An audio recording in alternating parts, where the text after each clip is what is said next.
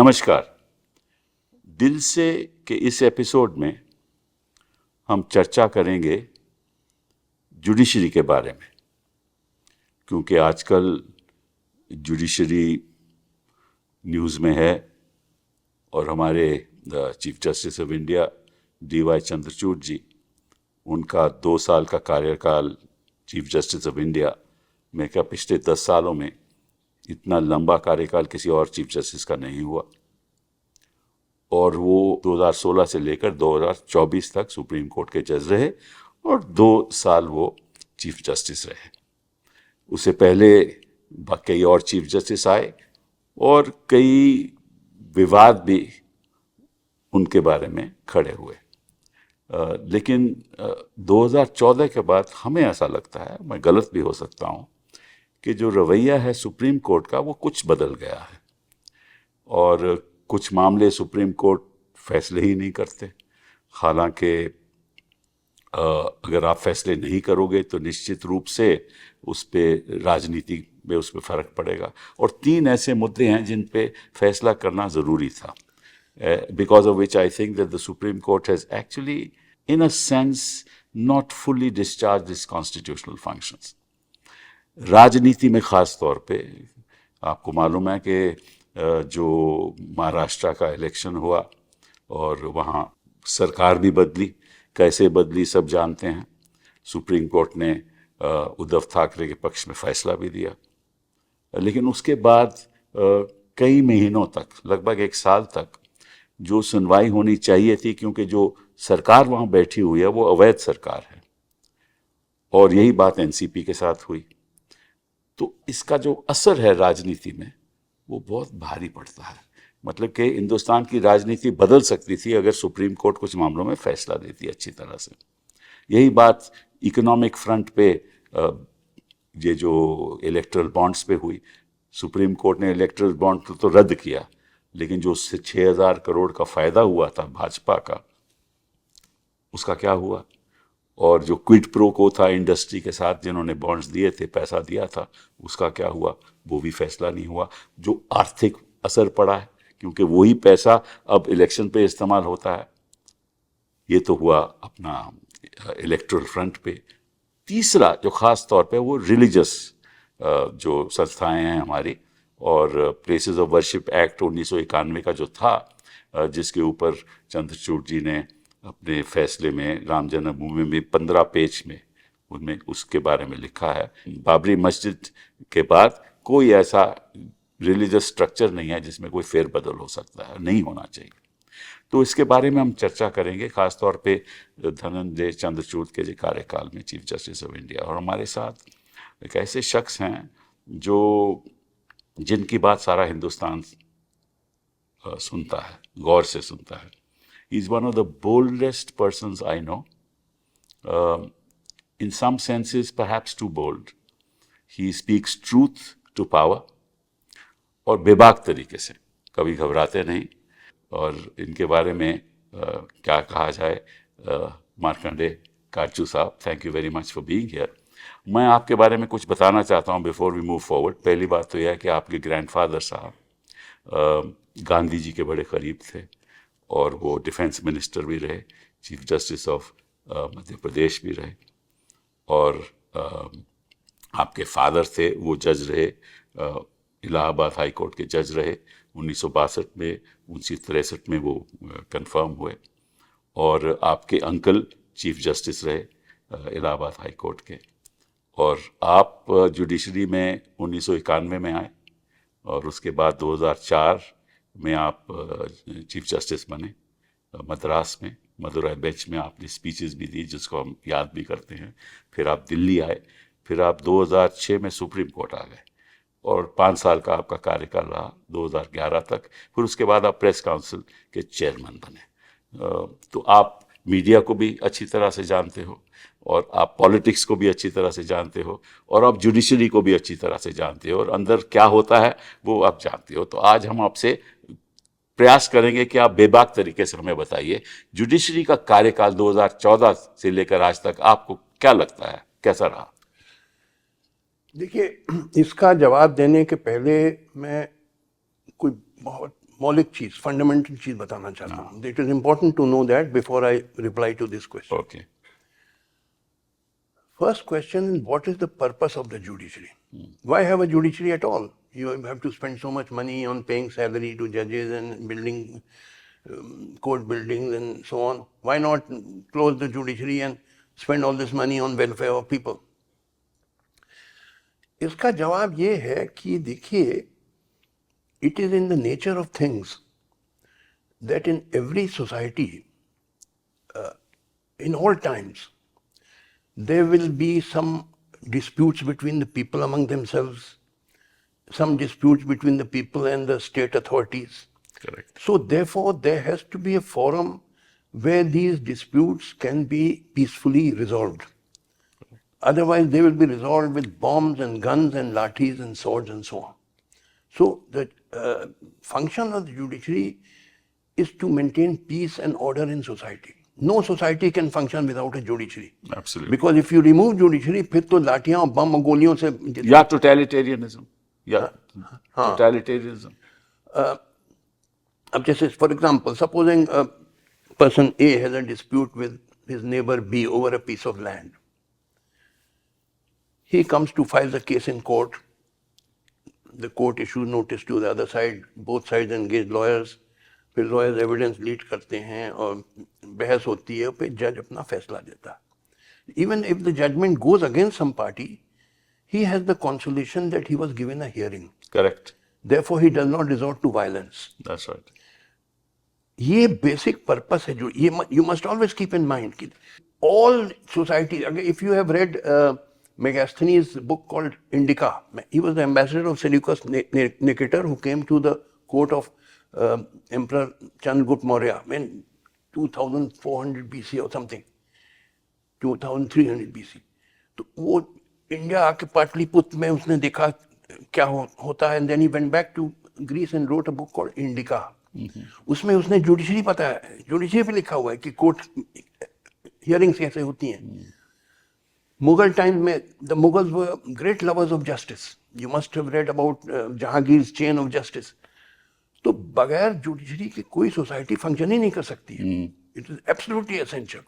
But the essential thing is that people must have confidence in the judiciary. Right. ये honest है, upright है, neutral है, impartial है. Correct. Judiciary does not mean any kind of judiciary. It does not mean judges who are taking bribes or favoring on religious basis or caste basis. No, judiciary means neutral, impartial. Or thinking of what will happen at government's attitude towards you. हाँ, if you give up. बिल्कुल. तो वो तो फिर independent होनी चाहिए judiciary, independent of the government. तभी उसको public will have faith in the judiciary. जब ये बने थे चीफ जस्टिस, बहुत लोग तारीफ करते थे, but I had all question marks always in his mind, because I found he is nothing but a careerist. All his aim was how to become chief justice of India. अब जैसे इन्होंने Ayodhya verdict दिया, 5 judge bench, and some people say he wrote it, because in fact that it becomes evident from the fact कि बाद में इन्होंने कहा कि मुझे भगवान ने बताया. That means he wrote it. That's obvious. That's obvious. Becomes obvious. That's obvious. अब उसी जजमेंट में आप पढ़िए, ये लिखा है कि डिमोलिशन ऑफ बाबरी मस्जिद was a crime.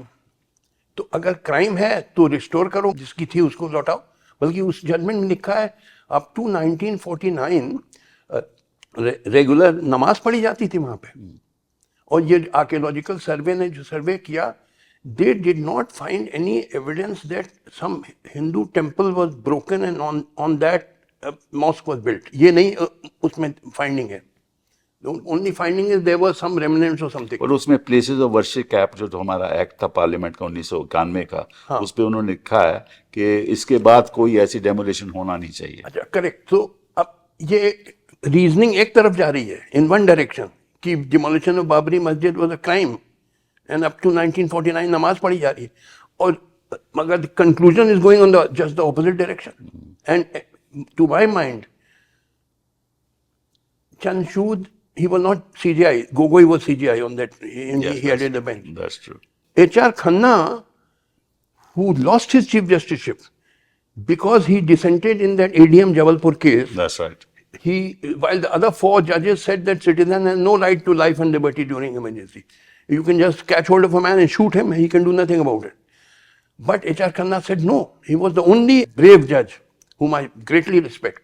And when he was going to deliver his judgment, he told his wife that today I am going to give a judgment which is going to cost me my chief justiceship. ये होता real judge who does justice irrespective of the consequences. इनका क्या था? इनको ये था कि मेरी चीफ जस्टिस की खटाई में पड़ जाएगी. वाईवी चंद्रचूड़ भी कैरियरिस्ट थे. उनको भी he was a member of that ADM Jabalpur case, one of the 4 judges who said the citizen has no right to life or liberty. So he's a chip of the same block. Then you mentioned about this Places of Worship Act. अच्छा अब देखिए ये ज्ञान वापी मस्जिद case अभी भी शायद चल रहा है बनारस डिस्ट्रिक्ट कोर्ट में. उसका एक ऑफशूट है again some interim order came to high court then it came to supreme court and it came before bench of Chanchud. He was senior judge, not CJI. Chanchud should have said that in view of the Places of Worship Act, the suit is not maintainable. That's right. And had he said so, large number of such similar disputes would have come to an end. Like in Mathura, dispute is going on. There are 1 lakh masjid. हर मस्जिद के बारे में कहा जाए कि ये मंदिर था forcibly convert. तो इसीलिए Places of Worship Act बना to put a quietus to all these disputes. It is true that there were some temples which were converted into mosques. This is true. No doubt about it. In Delhi, you go to Qutub Minar. There's Quwwatul Islam Mosque. उसके जो खंबे हैं उसमें Hindu carvings हैं. Obviously that was a Hindu temple. Gyanvapi के जो rear wall है बनारस में, I've been there many times. उसमें हिंदू carvings हैं. Obviously was a but they say it was Gyanvapi was demolished by Aurangzeb in 1680. Long before 15th August 47. Correct. तो Places of Worship Act कहता है कि 15 अगस्त सन 47 के पहले जो हुआ है उसको आपको नजरअंदाज करना है. You have just to ignore. हाँ, if after 1947 some Hindu temple is forcibly converted into mosque, it should be restored. But 15 अगस्त 47 इसलिए उन्होंने लाइन ड्रॉ करी क्योंकि भाई कहीं तो आपको लाइन ड्रॉ करना है. अदरवाइज तो भाई हम लोग यही हिंदुस्तान में झगड़ा करते चले, आगे नहीं बढ़े, प्रोग्रेस ना करें, वी गो बैकवर्ड्स. तो इसलिए to put a quietus to dispute ये बना. तो चंचूड़ साहब अगर कह देते कि भाई इन view of the places of worship act the suit in Banaras is not maintainable, तो खत्म हो जाती हैं सब डिस्प्यूट्स. ये बड़ा कैरियर है ऑल द टाइम. लेकिन one thing good that he has done is कि जो मैटर पेंडिंग थे, there were many matters that were pending before constitutional benches. He immediately, while previous chief justices did not hear these matters, he brought them and he started hearing these matters and started delivering judgments. Number one. Number two, he, in many cases, he has, given very thoughtful judgments on challenged people, on issues of liberty. He has given some thoughtful judgments on that. So ये बात नहीं है कि everything is not black and white. I'm not saying everything, but जो ज़्यादा important case, जैसे ये बाबरी मस्जिद वाला केस था अयोध्या. यहाँ ये चूक गए इलेक्ट्रल बॉन्ड्स के केस में चूक गए. देखिए बाबरी मस्जिद वाला very basic case for the whole country. For the future of India. Because it is tearing apart the social fabric of the whole country. That is true. Because he did not want to take a chance of losing his chief justiceship. दूसरी चीज देखिए, sir Francis Bacon was a great lord chancellor of England. उनका famous statement है, a much talking जज is like an ill tune cymbal. यानी जो जज ज्यादा बोलता है वो एक बेसुरा बाजा जैसे हो. अब मुझे जो सिखाया गया था, मैं जब जज बना 91 में, मेरे सीनियर ने कहा देखो अब तुम जज हो गए, अब घर शाम को घर बैठो, in evening you must spend eight home, किताब पढ़ो, टीवी देखो, कल की फाइलें देखो, घूमने मत निकलो कि पार्टी में जा रहे हैं और प्रोग्राम. ये हर दूसरे तीसरे दिन चंचूड़ साहब throughout his chief justiceship and even before that ये किसी न किसी प्रोग्राम जाते थे, लंबे लंबे भाषण देते.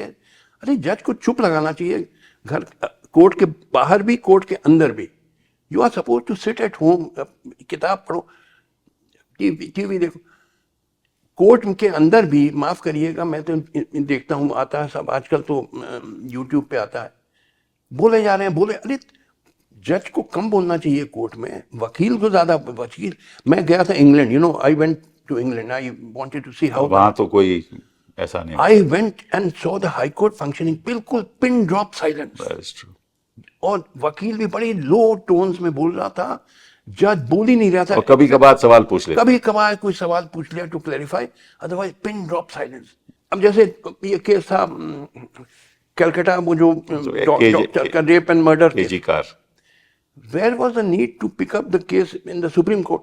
भाई ऑलरेडी वो कलकत्ता हाई कोर्ट ने उसको इन्वेस्टिगेशन ट्रांसफर कर दिया था to CBI, just in case there is an allegation कि पुलिस ठीक से नहीं इन्वेस्टिगेट कर रही। Where was the need for you to step in? भैया आपको trial court, you are asking question कि ये FIR देर, why was it file late, और ये वो, अरे these are question which are to be asked in the trial. नहीं, पर एक और बात है इसमें, इन्होंने कहा था कि स्वप्निल की जजमेंट की, इनकी अपनी जजमेंट है चंद्रचूड़ जी की, उन्होंने कहा था कि जब भी मैटर रेप वगैरह ऐसा किस्म का होता है महिला के प्रति, तो वो उसकी लाइव स्ट्रीमिंग नहीं होनी चाहिए। ये उन्होंने, उनकी अपनी जजमेंट है। उसका क्या नहीं होना चाहिए? लाइव स्ट्रीमिंग, मतलब कि it should not be broadcast to the public. लेकिन यही मैटर जो 3 जज का मैटर है, इन्होंने लाइव स्ट्रीम एंड किया। He converted himself into a trial court. वो तो खैर नहीं, अलग बात है। आपका वही तो, पहले ट्रायल कोर्ट डिसाइड करेगा, फिर उसकी अपील हाई कोर्ट में आएगी, then the further appeal supreme वो तो कोर्ट, एविडेंस के बाद होगा ना, तब होगा। अभी एविडेंस कुछ आया नहीं, अभी इन्वेस्टिगेशन हुआ नहीं। अब आप पूछ रहे हैं सवाल जो कि ट्रायल कोर्ट में जज को पूछना चाहिए था, या इन्वेस्टिगेशन में पूछना चाहिए। You have converted yourself into an investigating agency और अ ट्रायल कोर्ट। अननेसेसरली वो केस पिकअप किया गया। There was no need for the supreme court. मगर अब क्या बताएं, उनको इतना लाइमलाइट में रहने का शौक है कि साहब वो हर चीज पिकअप कर लेते हैं, अपने सामने लगा लेते हैं। अच्छा, ये बताइए कि जो कोलिजियम सिस्टम है, how do you view this collegium system? Because आप भी रहे हैं, 5 साल आप सुप्रीम कोर्ट में रहे, you know exactly कि कैसे। Now let me tell you, let me answer you. हाँ, Every institution is the human personnel who are manning that institution. They should be first class people. अब चाहे collegium system में से select हो जजेस, या प्रीवियस के पहले गवर्नमेंट सेलेक्ट करती थी, या तो कोई थर्ड सिस्टम हो, question is what kind of judges does it produce, that system? that's right. They became Chief Justice of India, last being Chanchud. इसके पहले जस्टिस यूयू ललित तो बहुत बेहतरीन chief. Sorry? Justice UU Lalit तो बहुत बेहतरीन। He was good, but he had very short term, हाँ, hardly 2 2-3 months or so. He couldn't make any dent. हाँ, बाकियों पे कुछ। बाकियों पे अब क्या, आप तो बहुत सॉफ्ट स्पोकन आदमी, शरीफ आदमी, मैं इतना शरीफ नहीं हूँ। मैं तो बिल्कुल साफ साफ बोल देता हूँ। चीफ जस्टिस वेंकटचरैया साहब थे, हाँ, कितना डिग्निटी के थे आदमी, क्या इंटेग्रिटी की थे। There have been some very great chief justice. no doubt about it, yes. एक तो- What's the reason for it? Can you देखिए मैंने throw बताया some था light कि on it? देखिए जो The collegium system must be a really flawed system that they are producing. Collegium system में देखिए, माफ करिए, होता क्या है रियलिटी, कहने को तो सब इंडिपेंडेंट, मगर रियली बार्गेनिंग होती है। हाँ भाई, यही तो है ना। तुम मेरे आदमी को एक्सेप्ट कर लो, मैं तुम्हारे आदमी को। ये सरकार के साथ भी ऐसा ही होता है, क्योंकि सरकार की तो राय लेनी जाती है ना। What I am saying is कि जो भी सिस्टम हो, question is does it produce first class people? Yes, Every institution is the human personnel who are manning that institution. Right. Judges, देखिए, a high court or supreme court is not a beautiful lawn or a beautiful curtains or beautiful building. A high court is or supreme court are the judges who are manning it. They should be first class people. right. If a judge is sitting under a tree dispensing high class justice, that tree is a high court.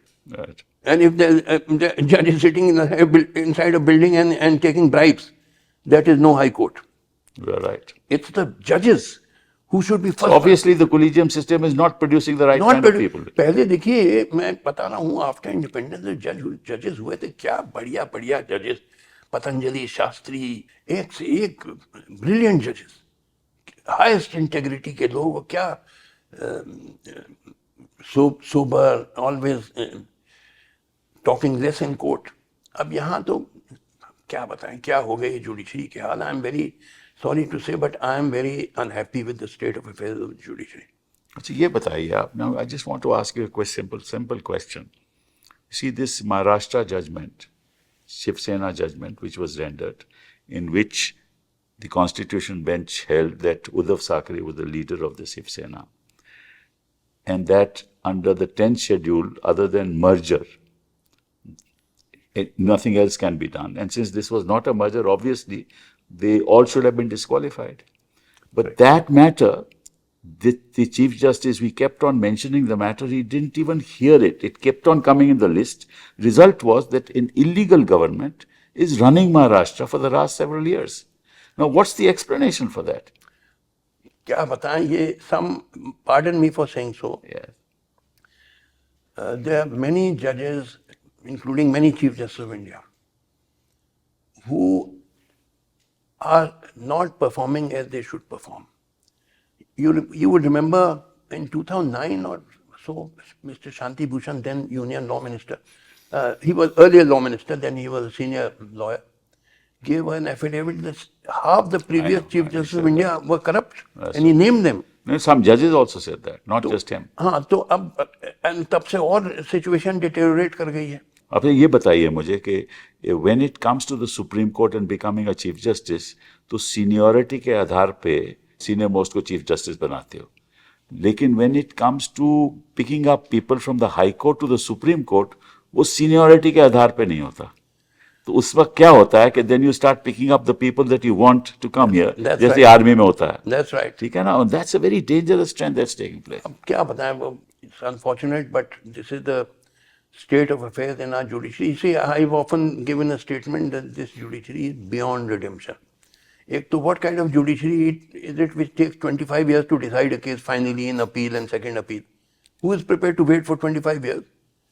आप अगर मानिए divorce petition करें अपनी wife के against, आप चाहते हैं जल्दी से डिसाइड हो ताकि दूसरी शादी करें, मगर by the time it ends your hair will have turned white. You will lost your youth. You lost your youth. तो ये सिमिलरली प्रॉपर्टी डिस्प्यूट्स और सालों लग जाते हैं. अच्छा, let me move on to something else. That this master of the roster business, what is your view on master of the roster? Because they can decide which bench will hear which matter, ultimately decides on the fate of people. See, again, it depends on who is the Chief Justice of India. No, but should there be a thing like a master of the roster, or should it be not institutionalized? No, I think that there also they should have this collegium. First 5 senior judges should sit together and decide which judge should sit on which side. It should not be left to one man alone. Because then you remember 4 senior most Supreme Court judges, they gave a press statement against Deepak Mishra. That's right. Deepak Mishra ke khilaf. Yes. They gave a open Justice statement. Gogoi भी थे उसमें, चंद्रमेश्वर थे, you know, because the Chief Justice were fixing benches which were favorable to the then government. But होता क्या है ना कि one, you have a master of the roster in the Supreme Court who is the Chief Justice. Then there is a master of the roster in the High Court who is the Chief Justice of the High Court. Correct. तो वो जो High Court में sensitive issue होता है, वो कुछ ही benches में चले जाता है, because he is the master of the roster there. So in a sense, you can actually graph the progress of a particular case depending on the nature of the case. That's very dangerous for the system, don't you think? You are right. I agree with you. Yeah. So that's something. There should be some kind of a committee of senior judges who should decide the benches. Yes, Otherwise, क्या होता ना कि if Chief Justice is inclined towards any political party, तो उस party के favorable benches बना देगा. वही प्रॉब्लम होती है. अच्छा, और मैं आपको बताऊंगा, PMLA है, for example. This was a law, I think, in July 2022. Justice Khanwilkar, bench headed by him, decided that PMLA, this act was valid and constitutional. अब उसका अब we are in 2024, 2.5 years later almost. उसका review आज तक नहीं decide हुआ. हाँ, and in the meantime, havoc has been caused in the polity of this country. कोई भी opposition का चीफ मिनिस्टर हो, उनके खिलाफ केस शुरू कर देते हैं, चाहे वो दिल्ली हो, चाहे वो झारखंड हो, कहीं भी हो, उनके खिलाफ केस शुरू कर देते हैं, और फिर गवर्नमेंट्स डिस्टेबलाइज होती हैं. हाँ, और उसका फिर पॉलिटिक्स पे बड़ा असर पड़ता है. So in a sense you are upholding laws which are destabilising the polity of this country, and the chief justice and courts are not doing anything about it. देखिए, the head of the judiciary is the chief justice of India. Correct. He should be a first class person. He should be totally upright. कोई उस पर उंगली ना उठा सके. But वो तो सीनियरिटी से होता है ना. सो एवरी जज हु इज अपॉइंटेड कि उंगली नहीं उठा सकता, उठानी चाहिए. सीनियरिटी पे होता है. सीनियरिटी प्रिंसिपल पे भी मुझे बहुत see, जैसे who are appointed judges in Supreme Court? Normally chief justices are appointed. नहीं, दे सुपरसीड चीफ जस्टिस कई बार, अरे अदर पीपल आर तो अब ये अपॉइंटमेंट इन सुप्रीम कोर्ट की भी बड़ा बहुत डिफेक्टिव है. An appointment of chief justice of India, you know, I would remember कि there was a judge called Justice Punchi, Yes, was known to be corrupt. Pardon me. There were very serious allegations of. सुनिए मेरी जो मैंने सुना है, कई reliable source है. And Chief Justice of India was J.S. Verma. Yes. And next in seniority was Punchi. So J.S. Verma, you know, wrote a letter to government कि you should appoint Punchi as my successor. उस पे Shanti Bhushan was very angry. Yes. कि corrupt जज है, आपने क्यों, आप बात करते हैं बड़ी ईमानदारी की, मगर उनको ये था J.S. वर्मा को कि जो सिस्टम है that should not be broken, otherwise फिर ये बार बार ऐसा हो और सुपरसीड करके गवर्नमेंट अपना आदमी अपॉइंट कर दे. तो let us maintain. And पुंची had a short term of 6 months और सो. तो भाई वो सीनियरिटी प्रिंसिपल से डिपार्ट नहीं करना चाहिए, otherwise it may have very dangerous consequences. This was what Yes. J.S. Verma told me himself. Yes, yes, I'm aware of it. कि शांति भूषण बहुत नाराज थे उनसे कि क्यों आपने रेकमेंड किया, इसकी बड़े अगेंस्ट करप्शन चार्जेस हैं. I know, but अपॉइंट फिर कैसे हुए? द प्रॉब्लम इज दिस ना, एक बार आप अपॉइंट हो जाओ फ्रॉम द हाई कोर्ट तो फिर बड़ा मुश्किल हो जाता है.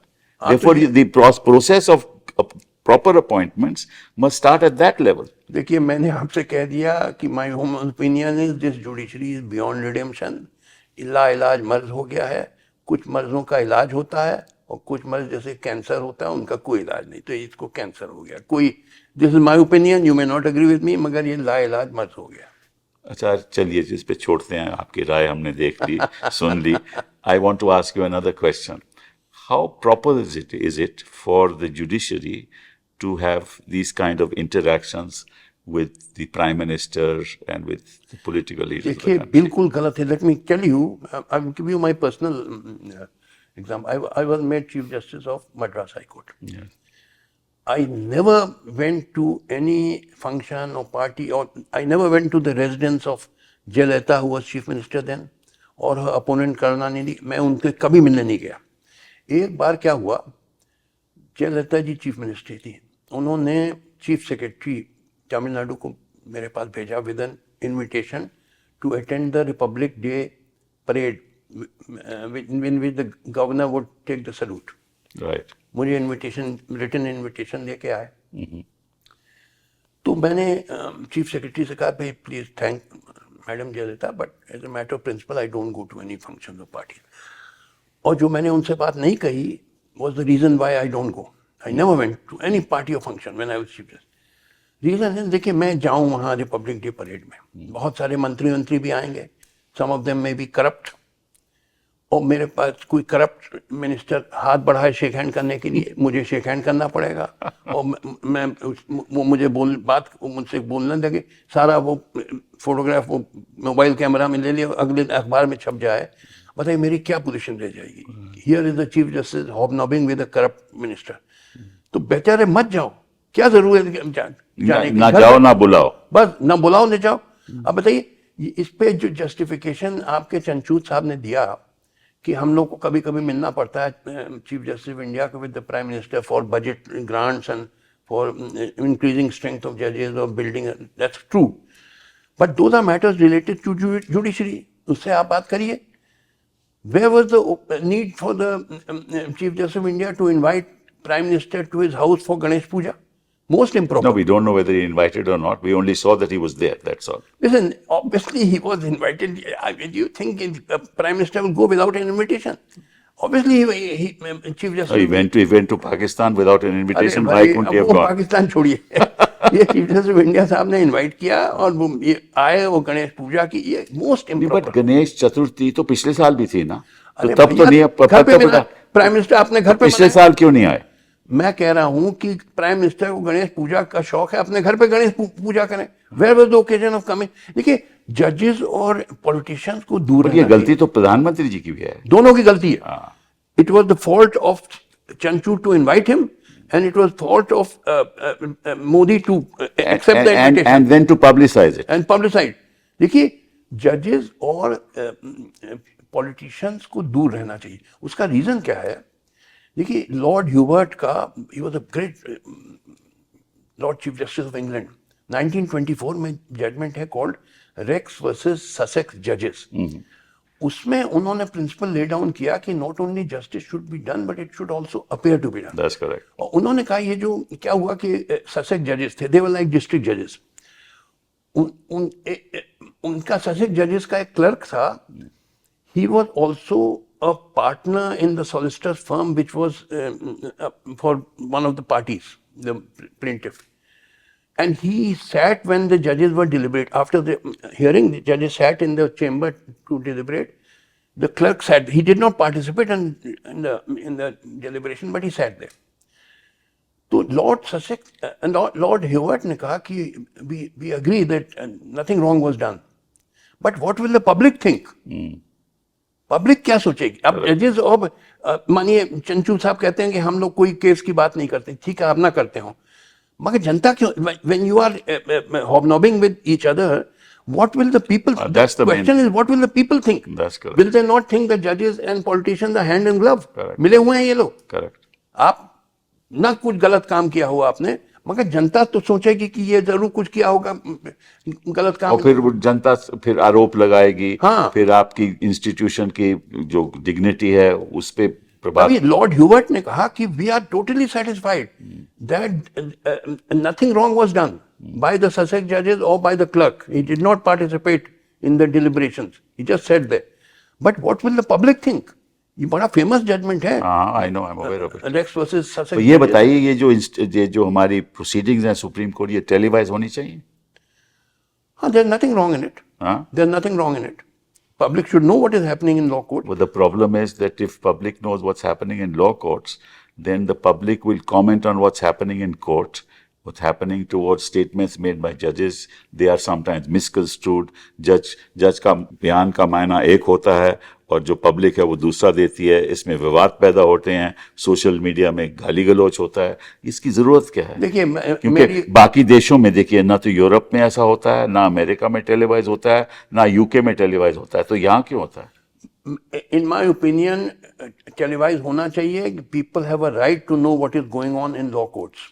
You see, this is a democracy. If either you say we are not a democracy, once you say you are a democracy, in democracy the people are supreme. देखिए आपको basic चीज समझाएं. फ्यूडल टाइम्स में it was the king who was supreme and So America is not a democracy because they don't televise. अरे भाई, they may or may not televise. I am saying कि feudal time में king was supreme and people were subordinate to the king. But in democracy, this relationship is reversed. Now the people are supreme and state authorities are servants of the people. Reverse हो जाता है relationship. तो people, the master has a right to know what the servant is doing. We are all judges हैं, president हैं, prime minister हैं, ministers हैं. आप minister थे. You were nothing but a servant of mine. Of course. तो लिहाजा You also treated me like that. so I have a right to know what you are doing. Yes, yes. People have a right to know. See, as far as politicians is concerned, it's another thing. I mean, this is my personal view. As a politician, you must go to the public, you must be in the public, you must be criticized, you should have a thick skin because people have a right to point of view. But judges can't answer. So, and if you televise court proceedings, there are a lot of misgivings in the minds of the Chaliye, let us agree to disagree on this. I personally feel people are the masters and the master has a right to know how the servant is functioning. Judges are nothing but servants of the people in a democracy. इसमें तो कोई शक नहीं है. We have a right to know what is going on. क्या हाल है भाई? अगर तुमको That is why you form the kind of opinions you formed about the judiciary, because you know. I was deep inside the judiciary, so I know. No, but even otherwise, people on the street today, I'm sorry to say, and I am wedded to the institution. I'm passionate about it, but I'm afraid that the view of जो आम आदमी, जनता का सोचता है कि judiciary में बहुत गड़बड़ है. And that's a sad story about the judiciary. But let us sort of close. I have great hopes from Chief Justice of India, Sanjeev Khanna. Although he has a short term of 6 months, but उसकी lineage देखिए, उसके जो uncle ने काम किया, he is my hero. HR Khanna. I think हाँ that- गवाही की भी अच्छी he he is did doing well. excellent. Outstanding. उसकी Outstanding. he perform. I am seeing in you. Yeah, तो, yeah. I have great hopes. I have. I think the future is going to be better. I hope so. And well, anyway, I think that we've said what we had to say about the judiciary. You have. I may not entirely agree with you, but at least these are your opinions. And, you know, Markandeya Katjuji is a man who is a maverick in many respects. He is bold, but he is brilliant. And you've demonstrated that today by your depth of knowledge. So thank you very much for being here. My pleasure.